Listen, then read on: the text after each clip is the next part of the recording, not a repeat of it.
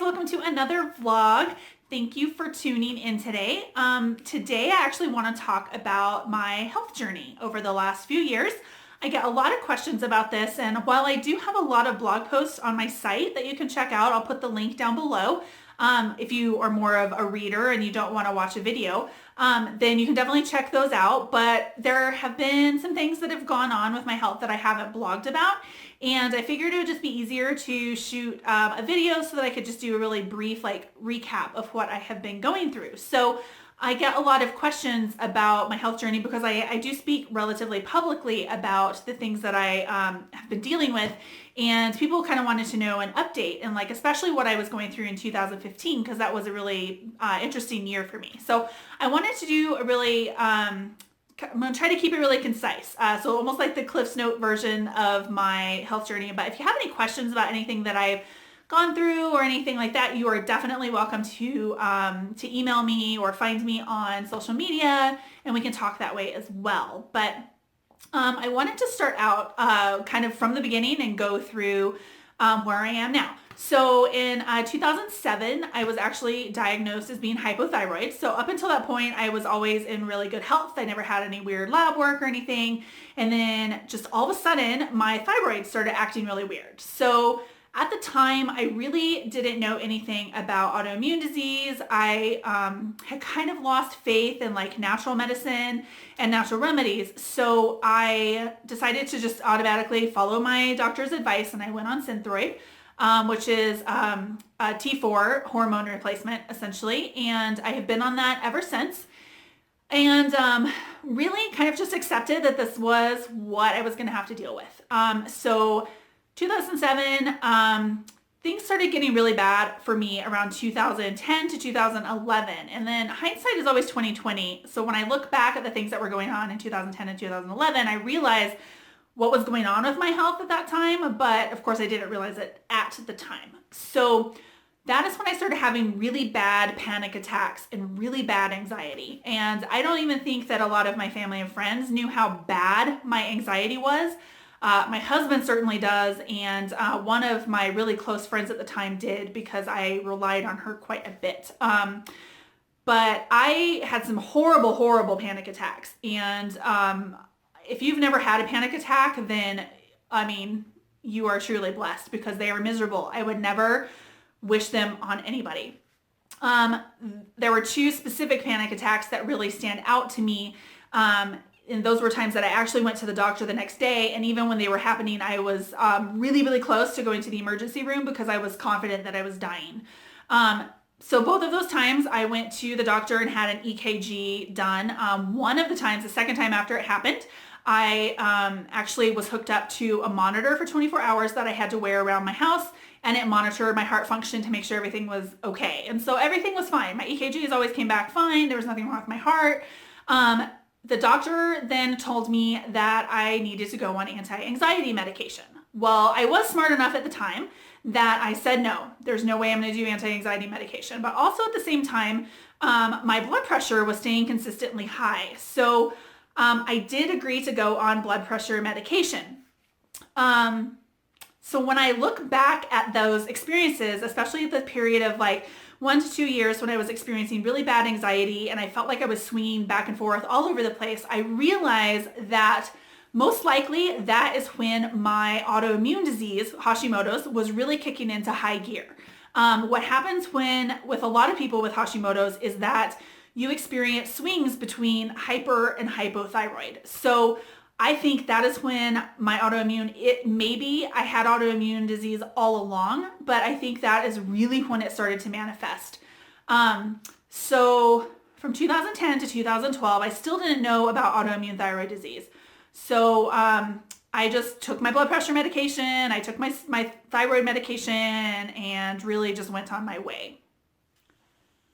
So in 2012, I actually became friends with Lydia over at divinehealthfromtheinsideout.com, and I actually started working with her as my nutritional therapist. And she suggested that when I went in for my annual physical that I should have them test for Hashimoto's disease and see if maybe that was what was causing some problems.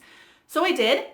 My thyroid antibodies were off the charts, got my Hashimoto's disease diagnosis, and then that was really the start of my healing journey, of what I consider my healing journey. I started learning about autoimmune disease. I started learning about adrenal health. I started learning about all of the things that go into creating a healthy body and a healthy mind and all of that, and started working with practitioners on that to try to get my autoimmune disease under control, those antibodies brought down, and all of that good stuff.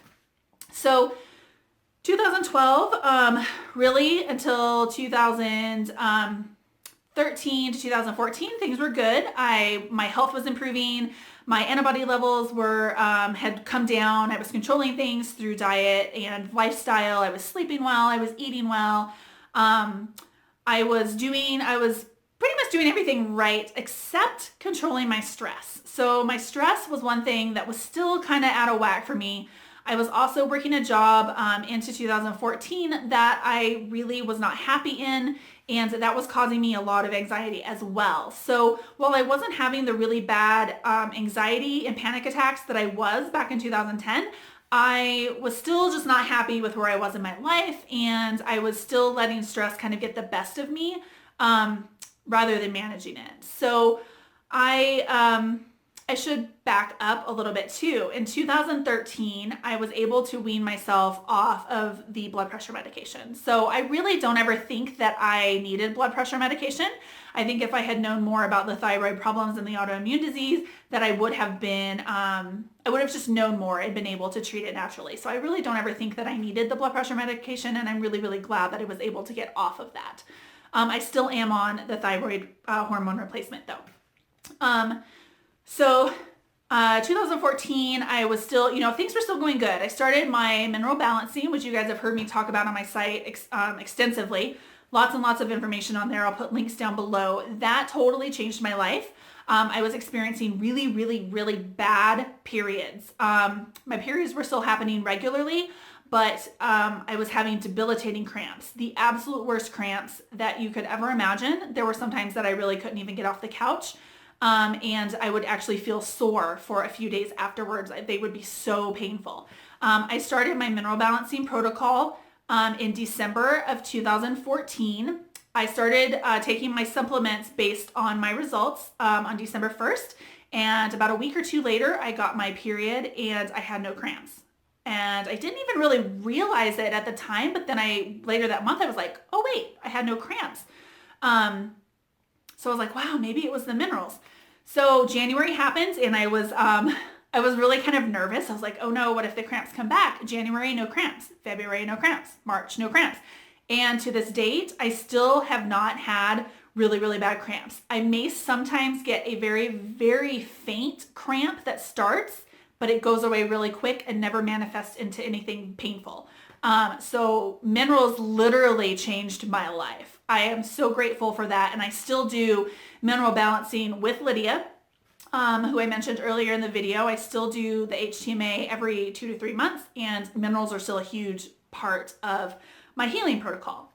So I was making a lot of really great progress. I was really happy with kind of where I was at with my health. I knew that I had to maybe dig a little bit deeper.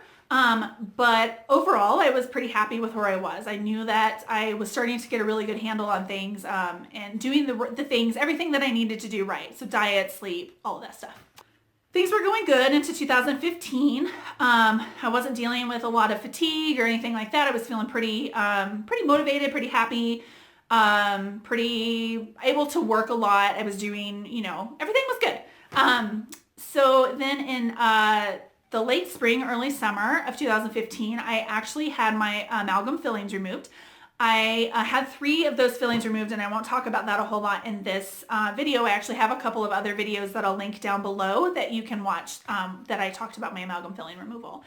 Well, that removal was it was medically necessary in that when my dentist was looking at my teeth and assessing the strength of those amalgam fillings, he was really, really nervous about what he was seeing because the fillings were actually cracking my teeth, and he was concerned that if we did not get them removed, the cracks would get to a point where they would not be able to be repaired. And so then I would be looking at a potential root canal, which I would never do a root canal anyways. based on what I know. And if then the other option is to do a full extraction. So I would potentially lose 3 teeth if I didn't get those amalgam fillings removed and the damage to my teeth continued. So it was kind of medically necessary for me to get them done at the time that I did.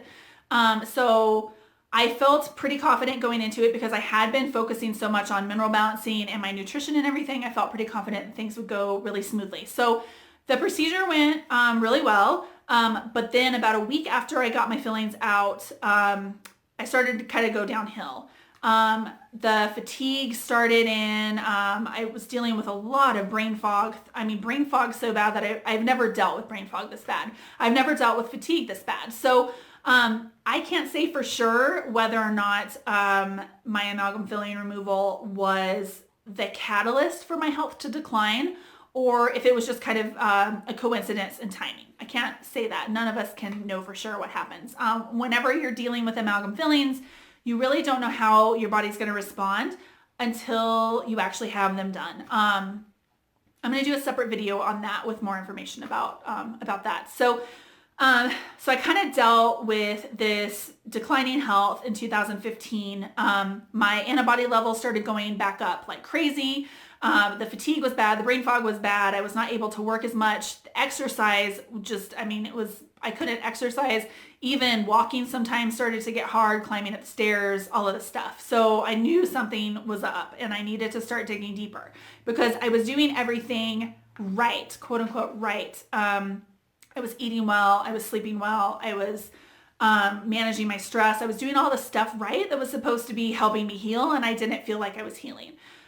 So I decided it was time to dig deeper. And so that's where I'm going in 2016. I had some tests done in the end of 2015. So in December, I did some food allergy testing, which I wrote about on my site. I'll put a link down there, and I'll probably do another follow-up video just about food sensitivity testing, not food allergy testing, food sensitivity testing. Had some really enlightening results from that. And then I'm also going to be digging into deeper things like methylation issues.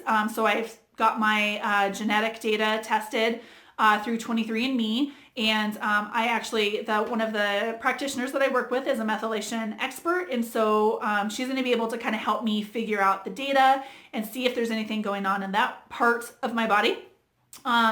We're also going to be digging into things like heavy metals and parasites and latent viruses. And then another thing that we're also looking into is CIRS, which is chronic inflammatory response syndrome, also known as mold illness. And this is something that I have been familiar with for about the last year or so. Because one of my closest friends is actually a mold illness survivor. So I started learning about it from her, but I never really considered that it could be a potential issue for me. But she just encouraged me to maybe start looking into that just to rule it out if it wasn't something. So those are kind of like the scary 5 things that I'm going to be digging into in 2016. And I want to share my experiences with you as I go along.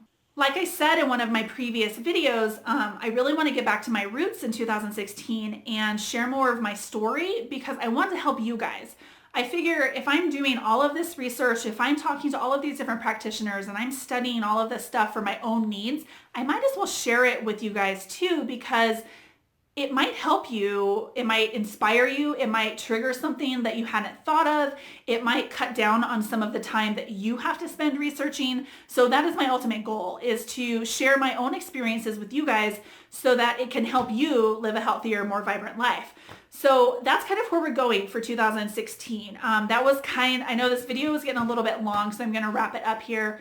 That's kind of like the Cliff's Note version of my health journey. Of course, there's a lot more stuff that happens, but I can't fill up like an hour-long video with all of it. So there's the Cliff's Notes. Definitely stay tuned for more information, especially information as I dig through some of these deeper, more complex topics. I'll be sharing about that. So make sure you're subscribed to the channel before you leave so that you get notified whenever I put up new videos. And then if you're not yet subscribed to my newsletter, that's a great way to keep up with me. as well, because I share things in my newsletter that I don't share publicly on YouTube or in my blog or anything like that. So if you're not yet subscribed, I'll put the link right down here so you guys can sign up. And then I also offer my popular ebook, Real Food 101, as my to all of my email subscribers. So if you sign up, then you get my ebook, and it's about 50 pages or so of just tons of information on real food, how to clean out your pantry, how to get started with real food. So it's a great primer for anybody who's wanting to make a real food change in their life, or just a good refresher for people who have been at it and maybe want to go back and just get a refresher on the basics. So I'll put a link down below where you can subscribe to that.